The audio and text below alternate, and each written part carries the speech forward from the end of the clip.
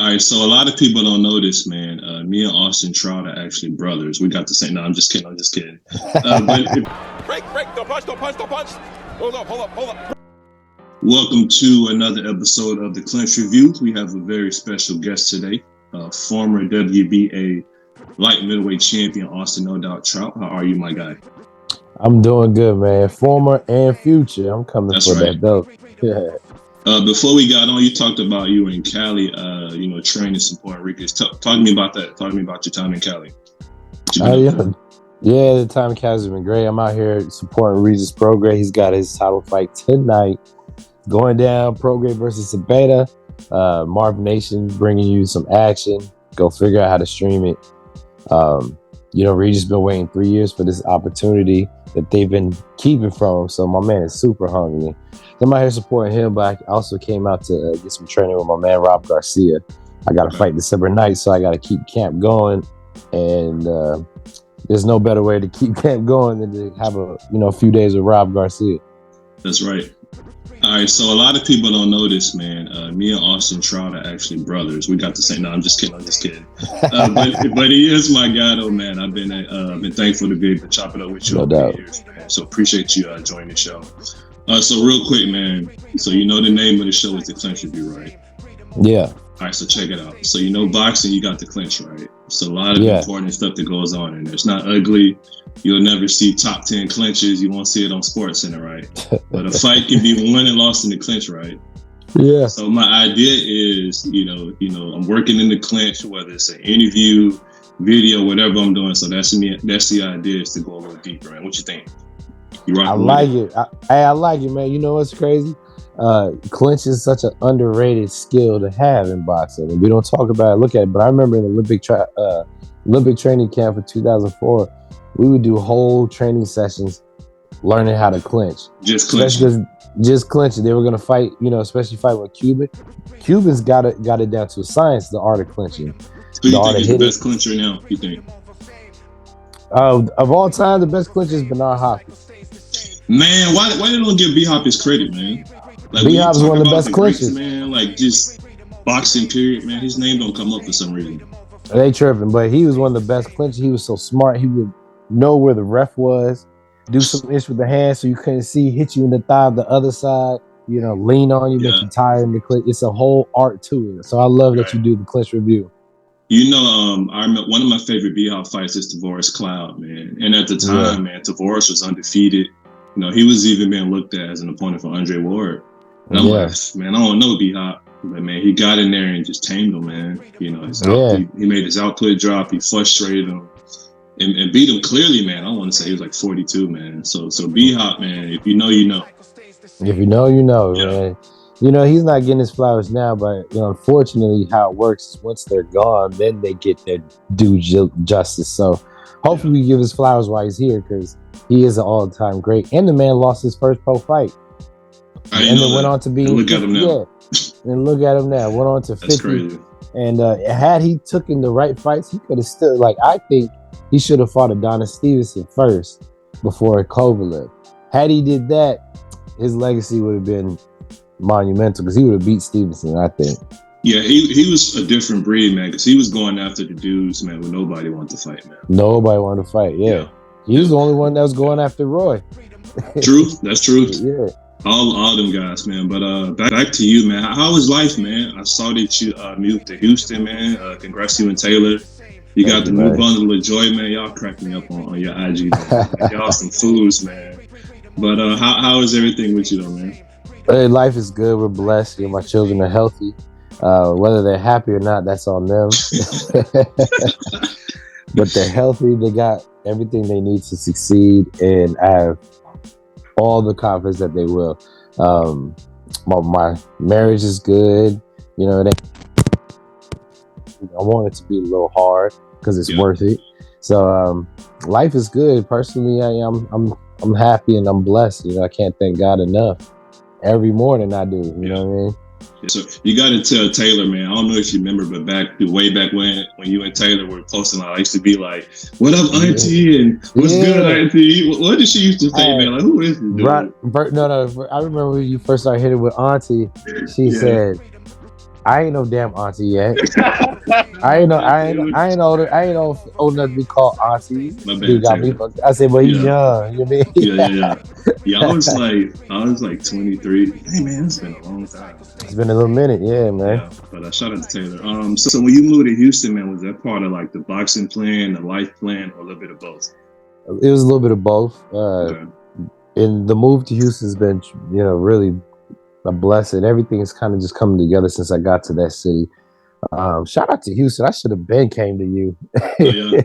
You know what I'm saying? But COVID, Uh, some yeah. family issues. It was Yeah. a lot of things that just is like, hey, New Mexico, it's time to go. We Yeah. have to, It just felt like it was we time to gotta leave. go. It was, and honestly, I was in New Mexico for so long because I had children, and had children in different households, from different mothers, and I couldn't take them all. So I was like, well, if I can't take, no child left behind was kind of my motto. Yeah. But some kids got Yeah. older, were able to make their own decision. And I wasn't that choice. So, it's time to go. So Let them do their thing. I'm for sure. gonna do my thing. With you being in Houston, they got a nice collection of fighters there. Who have you been able to spend some time with and get some work in went out there? Well, my stablemate Regis, he's out here. Oh, for sure. Yeah, my stablemate Shock Foster, he's over there, Main Street, one of the best lightweights in the game. And just a lot of people come through. Stevie Sparks was out there at Main Street for the last 2 weeks before he went to go fight Montana. So I was giving him some work then, and Main Street every Monday, Wednesday, Friday you get all kinds of gyms that come and just trying to get that work. So there's no shortage of fighters and fighting down in Houston. Yeah. What you think about this Stevie Sparks Montana love like ending, man? well, in the beginning, Stevie was doing his thing, and I think Montana. Let's just call it space. Montana's looking for a way out. Yeah, the doctor didn't give it to him, so he made his own way out, and he's not settling for getting knocked out. So he found his way out. But I guess they got a rematch. I hope so, man. It was a good fight. It was a good scrap. You can see the tide turning in Stevie's favor, and who knows. But one thing I appreciate about you, man, I'm sure a lot of other people it's like your approach to the game. You got a lot of character and honor. Like you've been in some great scraps, but the press conferences, you ain't got to talk about people's mama. You ain't jumping over tables, but you still put on a great fight, and that leads me into my next point: the Parkinson's. Your involvement in Parkinson's. That's something that's really important to you. I know you've been leading classes for a few years, and you were at a conference weeks ago. Talk about how you got involved in that. Hey, I thank you for bringing that up. It is something that I feel is very important to me, and it's called Rock Steady Boxing. There's other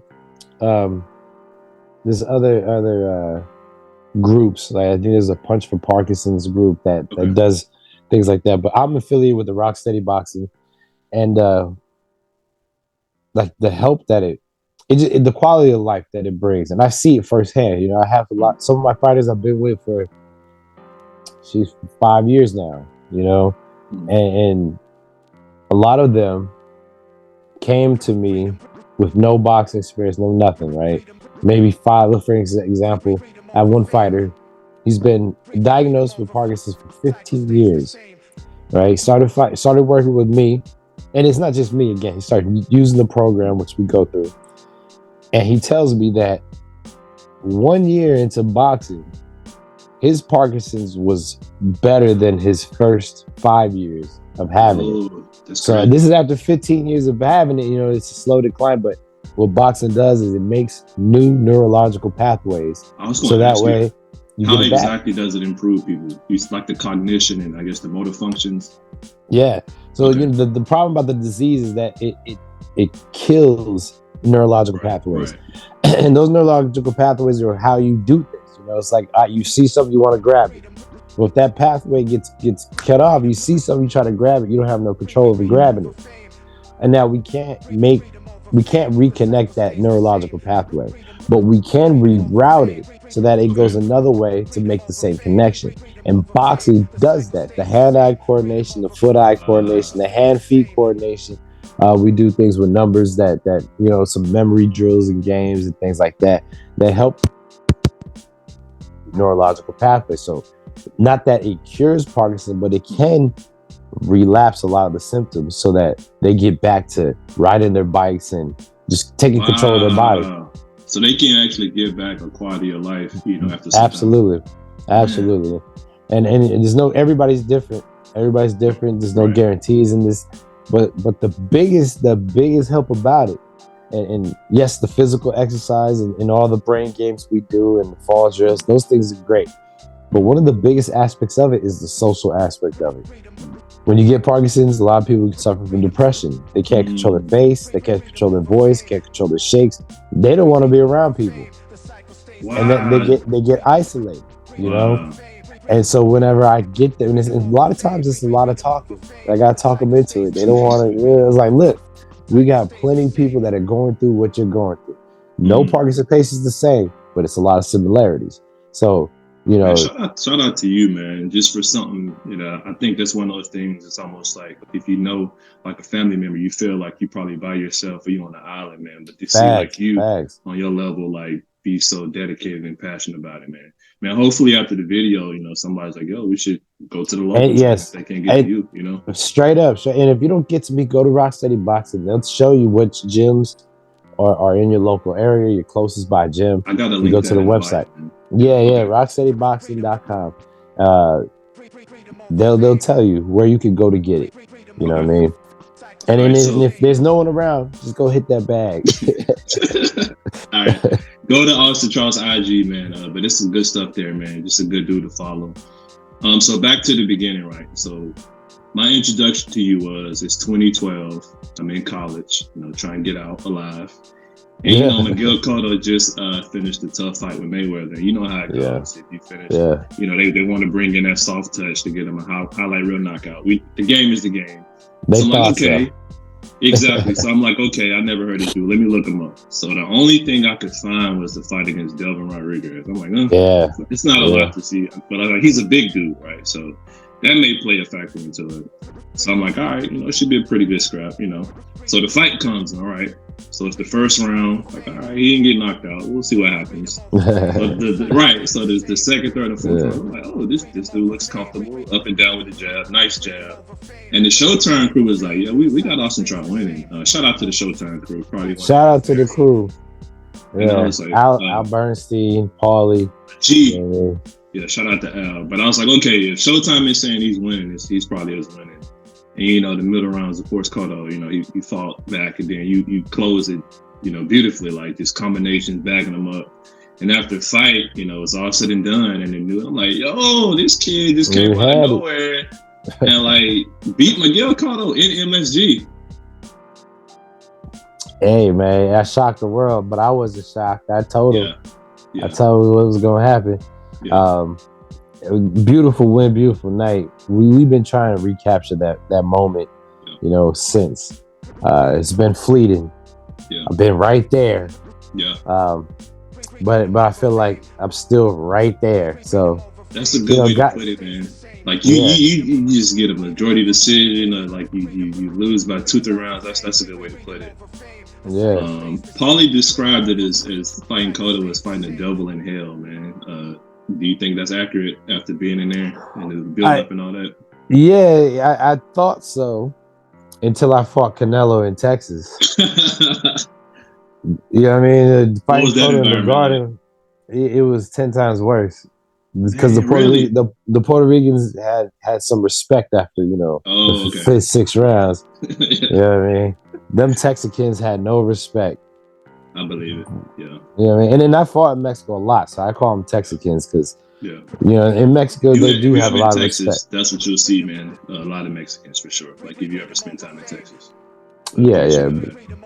But for sure. Yeah, what was your thoughts on that fight, man? I had you winning that fight. A lot of other people did, man.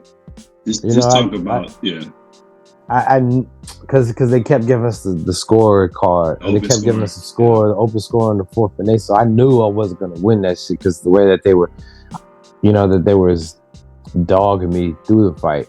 Going back and watching it, you know what I mean? The reason why I gave that humble approach after the fights, because before I said, God, help me. If I'm to lose, help me lose in the same manner that I win, right? So I was just trying to be gracious and everything instead of throwing a fit, because I don't ever throw a fit when I win. Yeah. And that's the only reason why I was like, well, I guess the better man won, but he wasn't the better man that day. He had a lot of help. And even with the help, I felt like I still did enough to arguably pull it off, right? We can make the argument, right. but I still did enough to pull it off. The case. Right. You brought up a good point. Let me know what you think about this. So I talked to my friend Steve. He's an amateur boxer, soon to turn pro, and I tell him, man, like, you don't always have to win to get that next opportunity. Like, if you put on a good performance, that can elevate you, right? Look at Alo Wallin, right? What he did against Fury. Look at Isaac Pitbull Cruz. Like, these dudes were like no names. Obviously, they had a name. But like, on the bigger stage, I was like, if you fight hard, man, and put on a good show. Look at Gabe Rosado. Like, I hope I get Gabe on the show. But man, Gabe, Warrior, doesn't have the prettiest record. But every time Gabe fights, you're gonna get a good fight. That's right. Every single time. Like, he's like the epitome of like my show. It's like just keep working hard, and it's gonna pay off for you. Right. You know, fighters like Gabe is really what makes this game. We don't give fighters like Gabe Rosado enough credit. If it wasn't for fighters like Gabe, this boxing shit would be boring, because you just get a bunch of padded records and a bunch of just pretty boys that don't want to take chances. And I mean, shout out to Floyd, but he lightweight messed the game up a little bit. He did, and you, like you said, you don't see the effect of stuff till later. That's what you're seeing now. And I don't even care to talk about like the Spence problem, because it's just frustrating. Like, I don't even care to cover it, because it's like we're about to get a May pack again. Where and it's too like, late, too little. Man. You know what I'm saying? But it is what it is.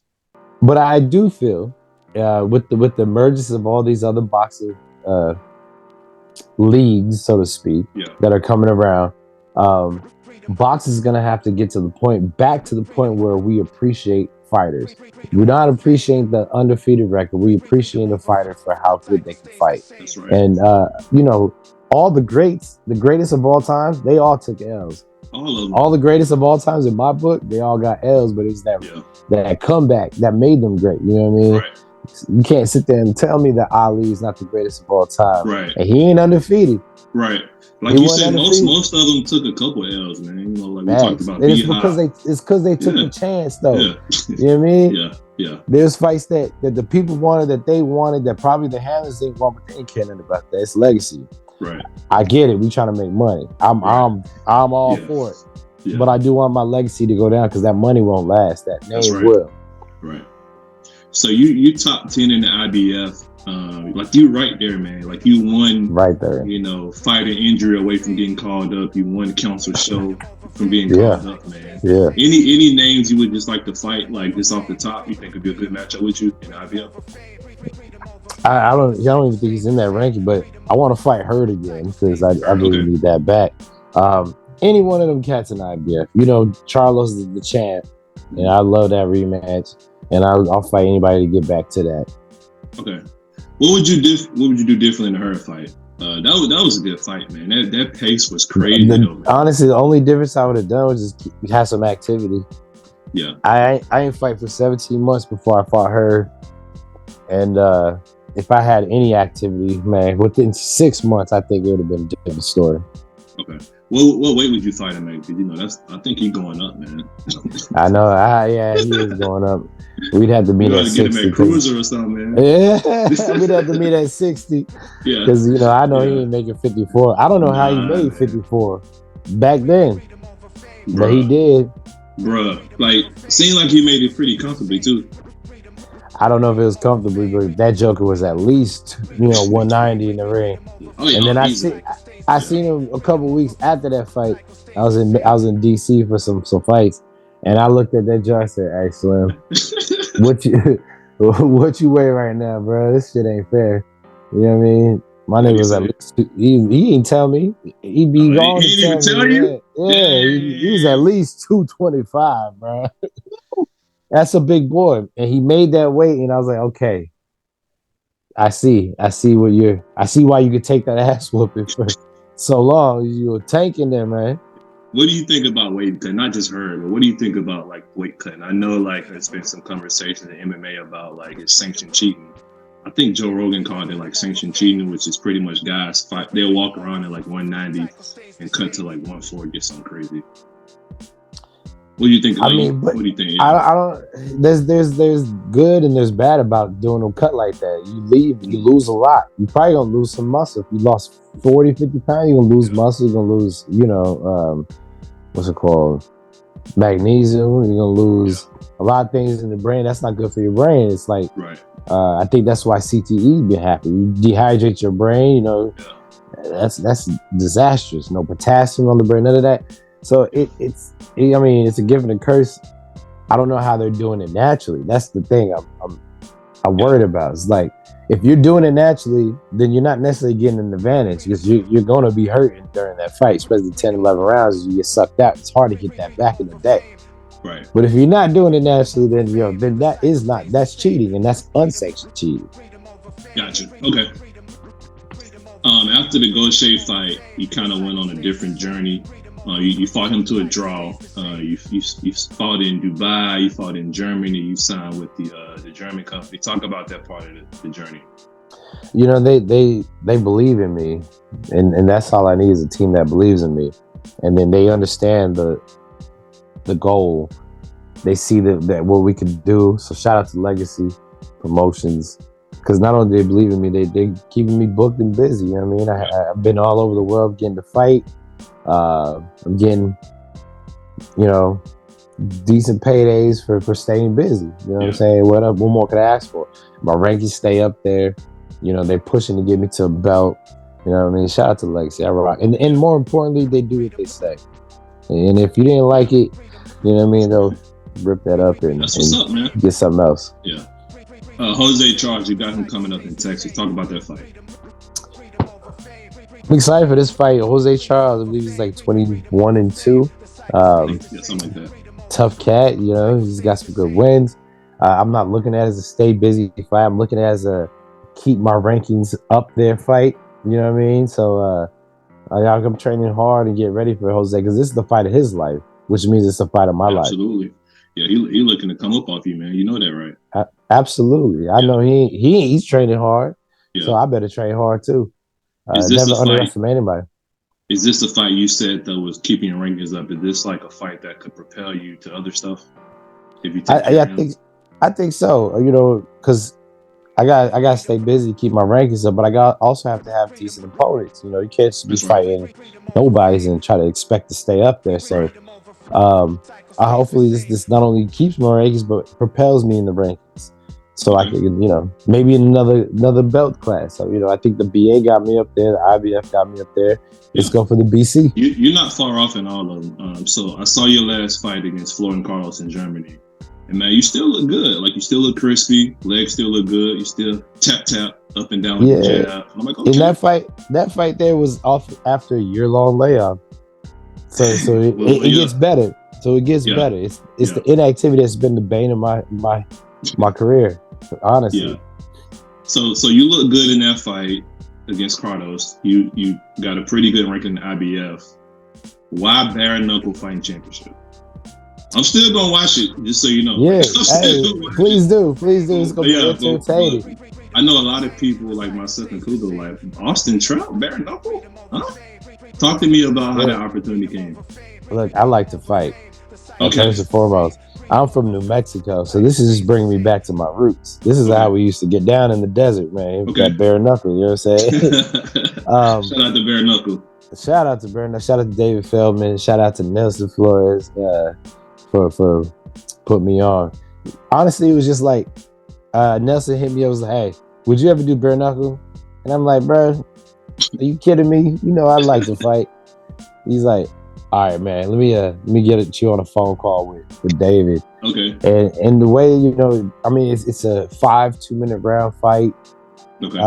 I'm looking at the landscape of the bare knuckle. It's a lot of MMA fighters. Yeah. You know what I mean? A lot of them.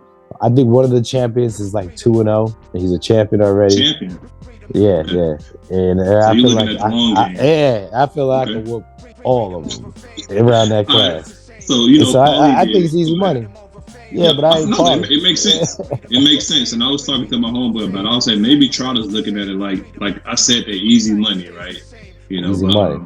And I stay Paulie did it. busy, right? Yeah, and you still fighting. Your Get some name's still out activity. there. You're Yep. still on people's TV screens, so to speak. So it makes sense in that regard. Paulie did it. Paulie is like a boxer puncher, but I saw that fight and he was a lot more aggressive. When he did bare knuckle. Do you think Yeah. now will have to change at all, or will you take the same boxing style into that? I would keep most of it the same from what I've been watching because I'm doing my homework. Yeah, I'm sure. Overhands, don't throw no overhands, man. Why not? You know what I mean? Because you gonna fuck around, hit the top of the head. That's a broken hand, yeah. baby. Yeah. So I'll stay away from overhands. I probably stay away from hooks for the most part. Just look at straights and uppers. But it seems to me like whoever gets off first and counters is gonna win. Okay. And you got to fight. If you sit back too long, you're gonna get stretched. Okay. So you gotta stay busy and pick your shot smartly. That's your approach. And that's my game. So I'm like, all right, I could do that. Okay. So these are just some questions that I came up with. Just current topics or whatever. What do you think of all the YouTube fighters? Think it's good, bad, or different? I think it's good. Okay. Overall, what's been happening with these YouTube fights is that it's been good.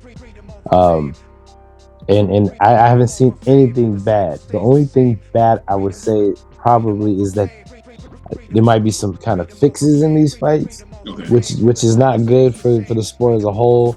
But I mean, look at WWE. Every fight is fixed, and they sell out. And they sell out every night, 220 something nights, a year. They sold out. So I see everything that's good about it. A lot of people are mad about it. I'm not mad about it because not only are these YouTubers bringing a lot of attention that would have never watched boxing. People that watch these YouTubers, they're not really into they're some loyal fans, man. Like they're following wherever they go. Yeah, exactly. So we getting millions of new fans to boxing. And boxing's addictive. I don't care who you are. You get a taste of it, you're going to love it, right? Yeah. And so now we got these YouTubers bringing all these people that would have never watched boxing, watching boxing. That's true. And then these YouTubers, shout out to Jake Paul, they're putting real fighters on the card. I was going to ask you what you think about Jake Paul. He's putting real fighters on the card and giving them a real bag. He gave Amanda Serrano the most money she ever made. She was a 7-time world champion, right? And that was ridiculous. Jake Paul, when he first came out, I was like, man, get this dude off my TV. But to that point you made, like he's putting money in people's pockets, man. And like it's no other way to look at that other than a positive. He's taking it serious. He's not coming here acting like it's a joke. He's not in there just, going in looking like trash. You know what I mean? Right. He looks like he's a real boxer. He's in shape. He's taking the game serious. So respect. And then again, he's helping the game out. Yeah. Him sitting there talking to Dana White like, "Hey, pay your fighters." He having conversations with these, and telling them pay your fighters real money, and then maybe I'll come bless your stage. So he's been an advocate for fighters. Yeah. I don't know how anybody who was a fighter could be mad about that. I dropped my phone. I agree. What fights are you looking forward to in the coming year as a fan? I know you fight, but I know deep down you're still a fan. Garcia Tank. Garcia Tank. I can't wait for that one, man. What you think? What you think gonna happen in that one? But Tank got that dog in him. We don't know if Ryan got the dog in him. Yeah, and that's what it might come next. Ryan got the skills. He looks good. You know what I mean? Where's his heart at? I think you on the money with it. We just really don't know. We don't know. Yeah, I know Tank got the dog in him. I know Tank that dog in him. I'm trying not to judge a book by the cover and say Ryan's too pretty for this and that because I seen him get off the canvas. He got off the canvas. He did. Got off the canvas, win a fight. Yeah. But let's call spade a spade. That boy would have never dropped Tank. Tank would have never been dropped by that boy, man. No. Tank hit so hard, man. He hit so hard. I watch his fights, man. One shot, man. And he'll put you down, man. Yeah. What about? I seen him hurt light heavyweights. I believe it. I believe it. What about Plant Benavidez? Yeah, That's the so one. that That's was the the one next. that's on my That was list, the next man. one. That's the next Yes. one. I was like, bruh, the sweet science, boxing sweet science is gonna be on full display in that fight. Yeah. You're gonna have footwork. You're gonna have hand speed. You're gonna have defense. You're gonna have everything. You're gonna have fight. You're gonna have grit. You're gonna have everything. And it was like, I'm a big Plant fan. I'm a big Benavidez fan. For inside the ring, outside the ring, you know, I like Plant on a personal level more, but I couldn't tell you, man. That's a toss up for me. That's the fights is like, I mean, the styles are so different, man. So I think it's whoever gonna be able to impose their will. Like if Benavidez is gonna be able to push the pace, you know, walk Caleb to where he wants to, or will Caleb be able to control it? Like Caleb got a nice jab, man. Will Caleb got a be able nice to control jab. the fight? And you know, one thing I noticed about Caleb, man, when he's on the ropes, he's still trying to be offensive. You know, when a lot of guys they tie up or they covering up, but Caleb is still like what can I get in here? And I'm like, okay. Stabbing. Yeah. You know what I'm saying? Like you don't see that a lot. That take a lot of skill and confidence, man. So absolutely, that's the top of my list for me, man. Absolutely. And the last one for me, man, just what life advice would you just give in general? It can be as specific or as broad as personal, because that's really the clincher I guess mission statement. Life advice. Yeah. Accountability is key. Okay. To change any situation. I remember when I started, and Rob Garcia, my coach, he said it beautifully. He said, when something's going wrong or something went wrong, just blame yourself, because you can't change what other people do. You can only change yourself.